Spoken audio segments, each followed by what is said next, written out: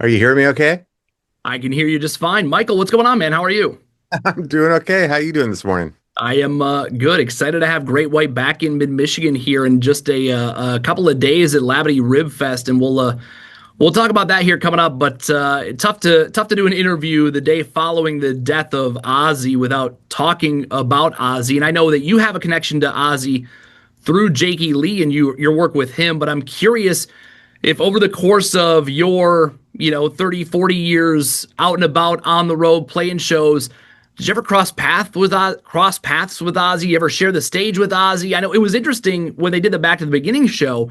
Like him and Axl Rose had just met for the first time at that show, which seems impossible to me. And I'm curious if you have like an Ozzy story, or if you ever had the chance to cross paths with him. A couple of things. We did do Roskilde in Denmark, and they are the headliner, Aussie solo. So we were able to, see him, not really talk to him so much. But the best story I have is we were both on a flight to London together, the band and Ozzy and his solo band. And he was, walking around the plane saying hi to Jack and we were talking and chatting and all that stuff. And he's got a DAT player. I don't know if you remember those, like the digital cassettes. And he's going around to the guys in the band, and our management at the time goes, "This is my new record. Would you like to take a listen to it?" And it was No More Tears. Wow.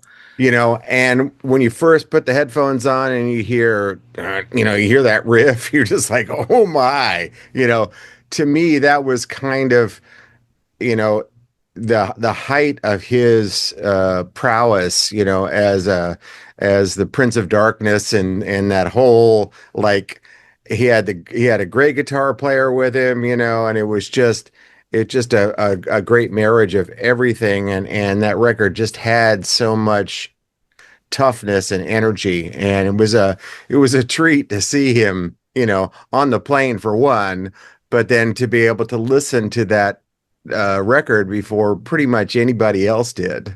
Certainly the general public. Right. And it's fun to hear stories like that because, we believe that someone like yourself who's been around this for so long doesn't maybe get as excited as we would about maybe hearing something like that early or getting to see Ozzy play. So knowing that you had that sort of excitement too is pretty incredible. Oh yeah, it's you think about, people that have been so important to our genre of music. He was pretty much the guy that made this style of music, with Sabbath, and it kind of leapt onto, and I don't know how it could be in anybody's DNA that plays hard rock. You got to have Sabbath in your thing. I mean, I remember listening to Masters of Reality, when I was like 12 and learning Sweetleaf. So that part of what he meant to all of us is an incredibly cool thing. And the fact that we actually had some, up close and personal stuff with him as well is something I'll always treasure. When you hear about the passing of some of these legends like Ozzy, and we know that Jack passed away last year, does it make you start to wonder about your future at all, and how long you guys want to stay out on the road and how you want to sort of go out, maybe like Ozzy had sort of had this plan in place to play one last show? Well, it's hard to say. It all feels pretty good for us still at this point, and we were clocking the number of years. Like Audie Desborough, the drummer, and I have been in the band since '85. So this year is our 40th year. So when you look in those terms, of course, you see your mortality on some level. Uh, like you don't know how much longer you can actually do this. But at this point, I can say that everybody's healthy, happy, and still loves doing this. So, it's hard to say 5, 7, 10 years, it's hard to say, but we are blessed with having, a catalog of music that people seem to respond to, and they want to keep coming and singing us. So it's kind of that push pull between the audience and us. If we have the ability to go out and play, and we're still healthy enough to do it well, which is obviously very important to us, we're going to keep doing it. The only thing that's probably difficult for what we do, the way we travel now, it's a different thing because we're like the weekend warrior. Like for this weekend, we're going to come and see you guys. We're going to be in Bay City on Friday and Morton, Minnesota on Saturday, which is like an hour and a half out of Minneapolis. So we got a back to back coming. So it's early flights. So that's probably the only downside I could possibly come up with. I mean, the fans have been fantastic. Uh, we're still getting 45 to 50 shows a year. Uh, we get a chance now to play with Sebastian again. It's been quite a while since we actually did a show with him, but he moved over to our agency. So there's a distinct possibility you'll see more of that pairing between Sebastian and ourselves. Uh, and I think it's going to be a good show for people, that are definitely going to be into the combination of styles and music. Yeah, I was gonna ask. I mean, I know you guys, you and Sebastian and Skid Row, you guys sort of came up together with Slaughter and those guys. I imagine that sharing the stage with all those bands probably brings back memories, but with Sebastian Bach in particular, because you haven't played a show with him, it's got to be like a reunion of sorts for you guys. Yeah, in a way, I think it's been like 2014 or 15 since the last time we played a show with Sebastian. It just has, as it turned out, it was, what he's doing, what we're doing. But now that we're on the same agency, it does make it easier to get some of those things. I wouldn't be surprised if you'd see something like a Sebastian, us, Quiet Riot, or Sebastian, us, Vixen, you know. So these packages, I think you're gonna get a pretty good kind of thing. And sometimes we do headlining things completely by ourselves, 90 minutes. Sometimes like we do with special guests as Sebastian. Later in the year, we're doing a special guest to Piercy and DeMartini, that new thing. Not exactly a new thing, but a new version of what the whole rat thing is.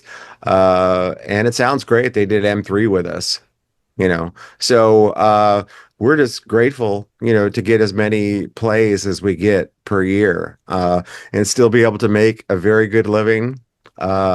With the whole vibe, and I think the fact that we're all grown up, I think we appreciate being around one another, kind of looking over at each other, winking, saying, "Can you believe we're still doing this 40 years later?" I mean, it's pretty incredible when you break it down like that.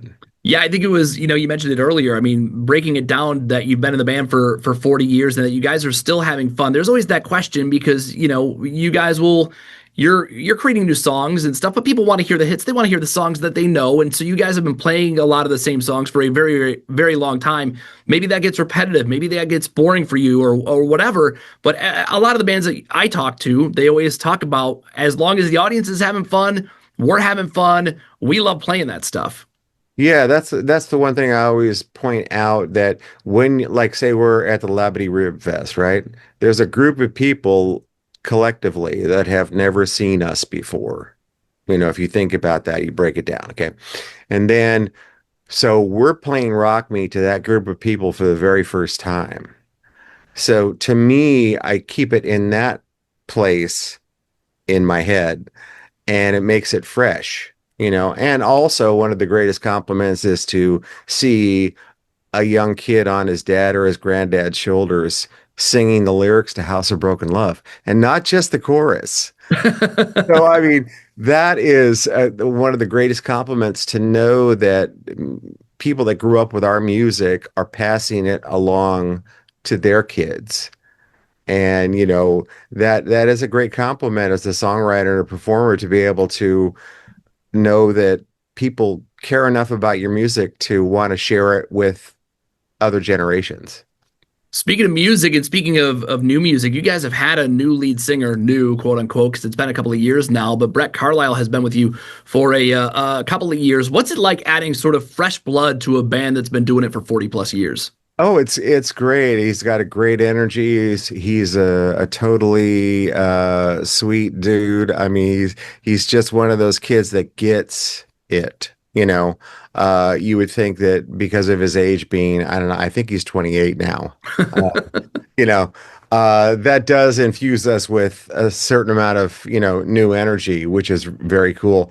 But he's very interested in recording some new material with us because he would like to put his stamp on the Great White history, and we are working on tunes all the time. I think that it shouldn't be difficult at all for him to find his voice within the framework of what Mark and I are coming up with. So we're looking forward to that. I think what we're going to try and do this time around is, instead of doing an entire album, do two or three songs at a time, put them out there, maybe do a video, and then when it's all when we're close to 12 to 15, we'll slap them all together and make them available as an entire album. But it's because of social media, the attention span, as you know, is somewhat diminished from what it was. I mean, think about when you were a kid, putting on a Zeppelin record or an Aerosmith record. You wanted to listen to the whole record. All the way through. Still do Yeah. it. And that's the thing that is different about the way people consume music now. So we want to make sure that we are true to our fans that have been with forever, but also understand that, life is so busy that we want, them to ingest new material. It's just the way society is now. It's just they need to take it in smaller doses. Yeah, it's interesting because I was going to ask with the potential for new music, are you guys going to go the tried and true album route, or are you going to go, there are bands that are doing what you're suggesting, where they do a handful of singles and then at some point they'll package them all together, or there are bands that are just dropping songs and here's a song and maybe it'll be on an album at some point, but we don't know. I mean, there's a lot of different ways to do it now that's very different than the 10 to 12 song album from a couple of years ago. I mean, I do miss it. I mean, I've been doing records. I've been an engineer since 1979, which is, in fact, when I met Great White in the studio in '83, and worked on their very first record when they were on EMI. That's when they were definitely more in the realm of, say, a Judas Priest. The sound was more like that. Um, and I think, when Mark found himself as a blues player, it really kind of clicked as to what our signature sound was going to be. But I miss doing records. I mean, in their entirety. I mean, you're talking 2 3 months block out of time every day. You're going to the studio, you're doing the thing. But then again, a lot of the stuff that I do now is at home.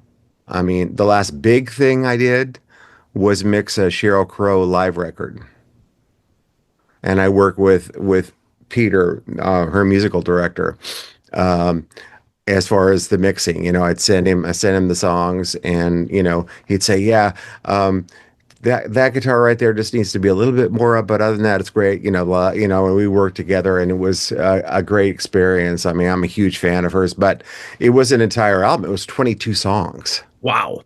you know so I do miss doing entire records, but one has to stay with the times, as they say. And you guys are doing it, man. You got Brett in the band. You guys are still playing shows. I mean, you just played Flint not all that long ago at the Film Capital Theater, and now you're coming back to Bay City, coming up on Friday with Sebastian Bach. And one thing I know about Bay City, and you guys have played Bay City over the years, Bay City still eats this stuff up, man. They absolutely. We had Jackal last year at Lardie Rib Fest. These sorts of shows bring out Bay City, man. It's going to be a lot of fun. The middle of the country, from Michigan over, through Wisconsin, Minnesota, Ohio, Indiana, they just love classic, straight up hard rock, and they'll always stick with it. I don't know what it is about what's in the DNA of the people and the music that mesh together so well, but they eat it up, man. And we are grateful for that. And if it's not cool enough that Great White is coming to Bay City on Friday, Michael, I don't know if you know this, but it's Shark Week, and I'm curious if I mean Great White the band, if there's ever a chance for a Great White the band Shark Week collaboration. Is there, Great White plays inside a shark cage in shark infested waters? Is there maybe anything? Hmm. I'm not sure how good the audio would be underwater, but from a visual standpoint, it could be something. I'll have to think about that. But I love that Shark Week comes out in July. It's one of those things you don't think about, and all of a sudden, all the ads, on television are like, Shark Week, Shark Week, Shark Week. And it's cool, to have the moniker of the band's name and to have that be such a thing that people are into, year after year after year. I'm not even sure how many years it's been going on, but it seems like forever. It would be interesting to check like streaming numbers and see if during Shark Week like Great White streams and searches like just skyrocket. Yeah, it would be interesting. Our publicist Melissa would be able to check that out for sure. No doubt. Well, I'm excited to see you guys coming up on Friday with Sebastian Bach. If people don't have their tickets yet, they're available BayCityRibFest.com. Get them at both Lavity locations. I will be out there Friday as well, so excited to be a part of the show and excited to see you guys, man. It's been a minute. Super cool. And we're gonna be able to get an hour set, so it's not just like, four hits and good night, So we're gonna be able to play 10, 11 songs. So we're looking forward to it. Make sure you get there early for Great White coming up on Friday, Lavity Rib Fest. Michael, we'll see you in a couple of days. Thank you, Matt. Have a great day, man. Awesome. I will get that put together. We'll put that on the air and put that on social media and share that everywhere and then we'll see you on Friday. Okay. Thank you, Matt. Have a great Thanks. day, man. All right, man. See you, dude.